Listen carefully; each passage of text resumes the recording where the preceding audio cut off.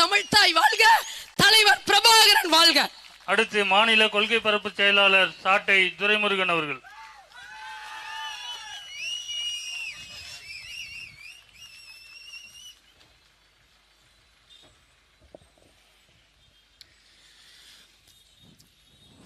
விக்கிரவாண்டி சட்டமன்ற இடைத்தேர்தலின் வேட்பாளர் அறிமுக பொதுக்கூட்டத்தில் அமைந்திருக்கிற அண்ணன் உள்ளிட்ட அனைவருக்கும் அன்பு வணக்கம். விக்கிரவாண்டி சட்டமன்ற தொகுதியில் அபிநயா அவர்களை வேட்பாளராக அறிவித்தவுடன் அவரோடு சாட்டையில் ஒரு உரையாடல் நிகழ்த்தினோம். அப்போது அவர்கிட்ட கேட்டேன், எதற்காக நீங்கள் விக்கிரவாண்டி நிற்கிறீங்க, விக்கிரவாண்டியில் எதை முன்வைத்து நீங்கள் பிரச்சாரம் செய்வீர்கள்னு. அப்போ அவங்க சொன்ன பதில் முறை ஒரு அறிவார்ந்த பதிலாக இருந்தது. இருக்கிற களத்தில் நிற்கிற வேட்பாளர்களில் அண்ணன் சீமான் அவர்கள் எத்தனையோ நாம் தமிழர் கட்சியுடைய களப்போராளிகள் இருக்கிற போது ஏன் அபிநயா அவர்களை தேர்ந்தெடுத்தார் என்பதற்கு அந்த பதிலே சான்றாக அமைந்தது. அண்ணே, விக்கிரவாண்டிக்கு தனியா பிரச்சனையா இருக்கு, 234 தொகுதிக்கும் என்ன பிரச்சனையோ அதே பிரச்சனை தான் விக்கிரவாண்டிக்கும். அதே சாலைகள் இல்லை, அதே குடிக்க குடிநீர் இல்லை, படிக்க பள்ளிக்கூடம் இல்லை, படித்த படிப்புக்கு வேலை இல்லை. அது எல்லாத்துக்கும் காரணமா இருந்த திராவிடத்தை ஒழிக்கத்தான் நான் விக்கிரவாண்டியில போட்டி போடுறேன் என்று அறிவார்ந்த பதிலை தங்கை அபிநயா சொன்னார்.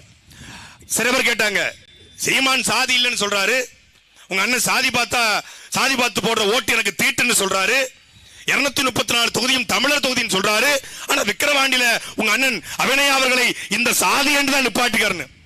அவர் படையாட்சி என்பதற்காக விக்கிரவாண்டியில் போட்டி போடல, அவர் இந்த படையை ஆட்சி செய்வார் என்பதற்காகத்தான் நிப்பாட்டி இருக்கிறோம்.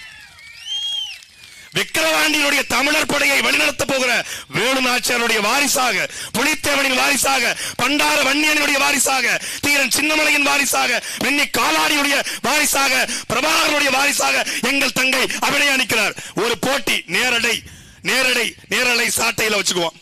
உங்க வேட்பாளரை கூட்டுவாங்க, யாரு? அன்னியூர் சிவாவை கூட்டுவாங்க, பினாமி கூட்டுவாங்க. தமிழ் தேசிய இனத்துடைய பினாமி இருக்கு, அது திராவிட பினாமி.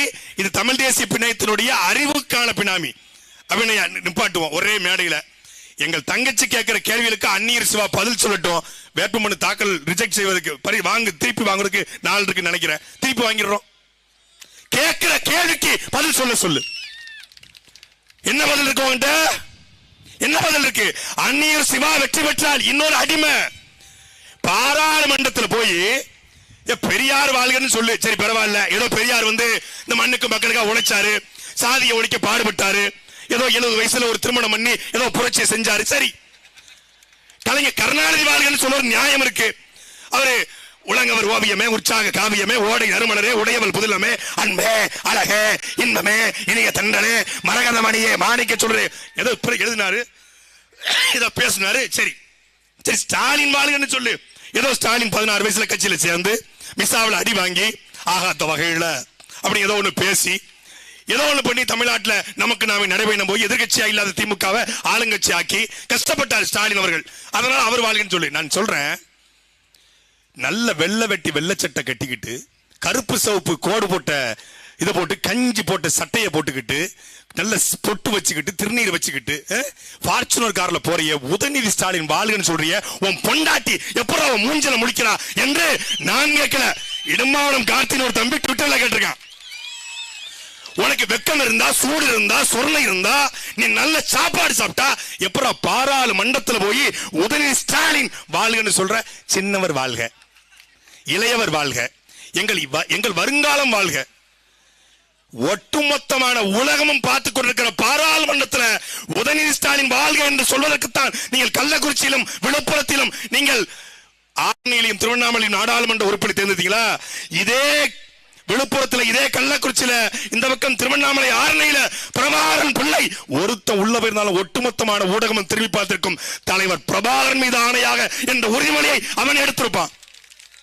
அப்ப அந்த அடிமை கூட்டத்தினுடைய இன்னொரு அடிமை எம்எல்ஏ நீங்க தேர்ந்தெடுக்க போறீங்களா, இல்லை இந்த மண்ணுக்கும் மக்களுக்கும் உழைக்க வந்திருக்கிற அபிநயாவை தேர்ந்தெடுக்க போறீங்களா என்பதுதான் இங்க இருக்கிற கேள்வி. கள்ளக்குறிச்சிக்கு உங்க அண்ணன் சீமானவர்கள் ஏன் போகல? எல்லா பிரச்சனைக்கும் சீமான் போவாரு, இதுக்கு மட்டும் ஏன் போகல என்று எல்லாரும் கடந்த ஒரு வாரமா ஒரே ஒரு தலைவன் மட்டும்தான் திராவிட இயக்கத்துல தன் கொண்ட கொள்கையில கடைசி வரைக்கும் உறுதியானார். யாருன்னா, சாராயத்தை வைத்து எனக்கு வருமானம் வரும் என்றால் அந்த வருமானத்துக்கு பதிலாக நான் துண்டை உதறி தோழி போட்டுக்கொண்டு வீட்டுக்கு போயிருவேன். சாராயத்திற்காக, மது ஒழிப்பிற்காக இந்தியா முழுக்க நடைபயணம் மேற்கொள்ள தயார் என்று மது ஒழிப்பு கொள்கையை கடைசி வரை நின்ற ஒரே தலைவர் அன்றைக்கு அண்ணா, இன்றைக்கு எங்கள் அண்ணா.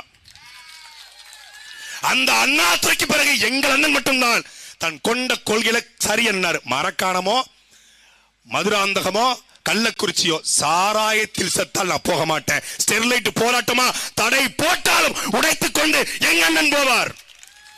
மீத்தேன் எரிகாட்டு திட்டமா, ஹைட்ரோ கார்பனோ தடை போட்டாலும் தடையை உடைப்பார் பிரபாகரன் பிள்ளை எங்கள் அண்ணன் சீமான். கெயில் திட்டமா, சாகர் மாலாவா, பாரத் மாலாவா, 8 வழி சாலையா, என் பிணத்தை தாண்டா நீ சாலை போடணும் என்று சொன்ன ஒரே தலைவன் எங்கள் அண்ணன் செந்தமிழ் சீமான். அந்த 8 வழி சாலைக்காக தேசிய பாதுகாப்பு சட்டத்தில் கைது செய்யப்பட்ட ஒரே தலைவன் எங்க அண்ணன் சீமான். மக்கள் போராட்டத்துக்கு களத்தில் நிற்பாரு. நீ குடிச்சு முட்டி சாவ, அந்த குடிக்க வச்சு கொள்ளுவ, அதுக்கு நாங்கள் ஒருபோதும் ஆதரிக்க போறது இல்லை. ஆனால் இந்த கள்ள சாராயத்தை எப்படி ஒழிக்கணுமோ அப்படி நல்ல சாராயம் என்று சொல்லப்படுகிற டாஸ்மாகை ஒழிக்கணும். நான் சொன்னேன், சாட்டை துறைமுருகன் மேல வழக்கு போடணும், அவரை கைது பண்ணுங்க.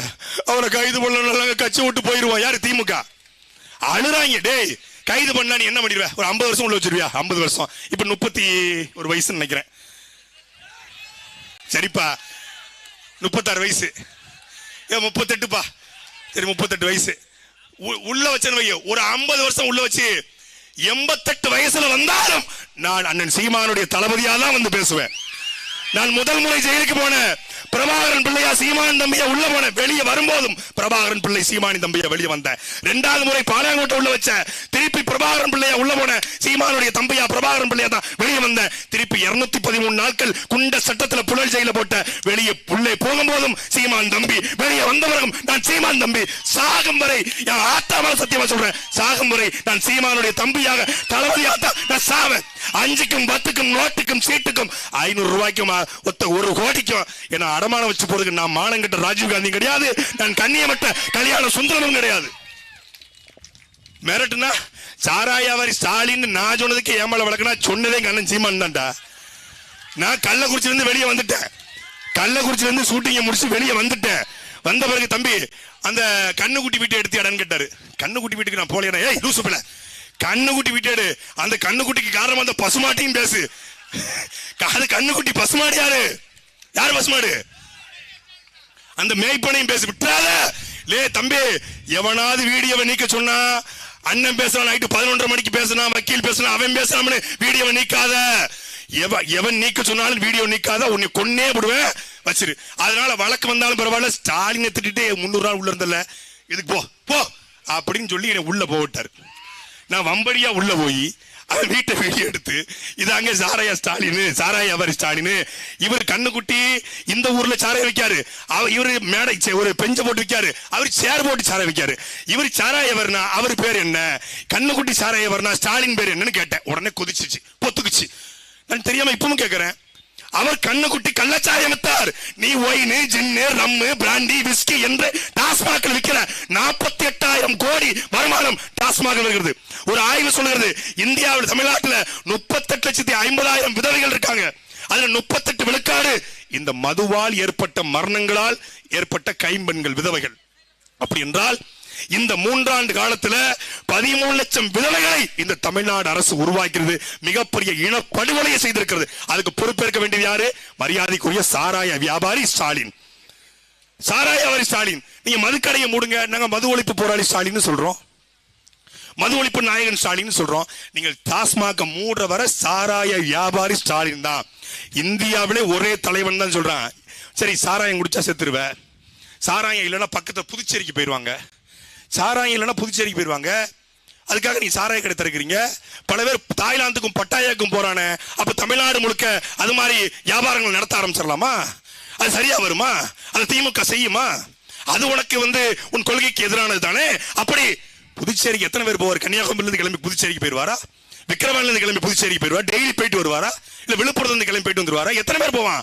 எண்ணிக்கை என்ன? அப்ப உங்களுடைய லாபத்திற்காக நீங்கள் டாஸ்மாக் என்ற இந்த கொடிய சாத்தானை வைத்துக் கொண்டு இந்த மக்களை குடிக்க வைத்து குடிக்க அடிமையாக்கீங்க. அதை போக்கத்தான் உங்கள் பிள்ளைகள் வந்திருக்கிறோம். நாங்க சொல்வது கல்லுக்கு இந்த சாராயத்துக்கு பதிலாக கல்லு கடை. சும்மாலாம் சொல்லல. 2026 அண்ணன் செந்தமிழன் சீமான் தலைமையிலான, எழுதி வைத்துக் கொள்ளுங்கள், தலைமையிலான ஆட்சி, அண்ணன் சீமான் தலைமையிலான ஆட்சி வரப்போகிறது 2026. அன்றைக்கு எந்தெந்த டாஸ்மாக் இருந்ததோ அந்த இடத்துல மிகப்பெரிய பூட்டை போட்டு மொத்தத்தை உடைச்சு, டாஸ்மாக் இருந்த இடத்துல காமராஜர் நினைவு படிப்பகங்களை, அந்த குடிப்பகம் இருந்த இடத்துல படிப்பகங்களை உருவாக்கும். ஊருக்கு வெளியே கள்ளு கடைகளை திறப்போம். அதற்கு ஒரு அச்சாரமாக முதலாக அங்கீகாரம் பெற்று உங்களிடத்தில் வந்திருக்கிறோம். அங்கீகாரம் பெற்ற எங்களுக்கு அதிகாரத்தை கொடுங்கள் என்று கேட்பதற்காக உங்கள் பிள்ளைகள் வந்திருக்கிறோம். அன்பிற்குரிய விக்கிரவாண்டி மக்களே, மான தமிழர்களே, ஒரே ஒரு முறை இந்த மைக்கு சின்னத்தில் வாக்களித்து தங்கை அபிநயாவை சட்டமன்றத்துக்கு நீங்க போங்க. சட்டமன்றத்துக்கு போனா எதிர்கட்சி வெளிநடப்பு செஞ்சா பார்த்திருப்பீங்க. தங்கை அபிநயா போனா ஸ்டாலினே வெளிநடப்பு செய்வார். அப்படி ஒரு காலத்தை உருவாக்க மைக்கு சின்னத்திலே வாக்களியுங்கள். நன்றி, வணக்கம். நாம் தமிழர்.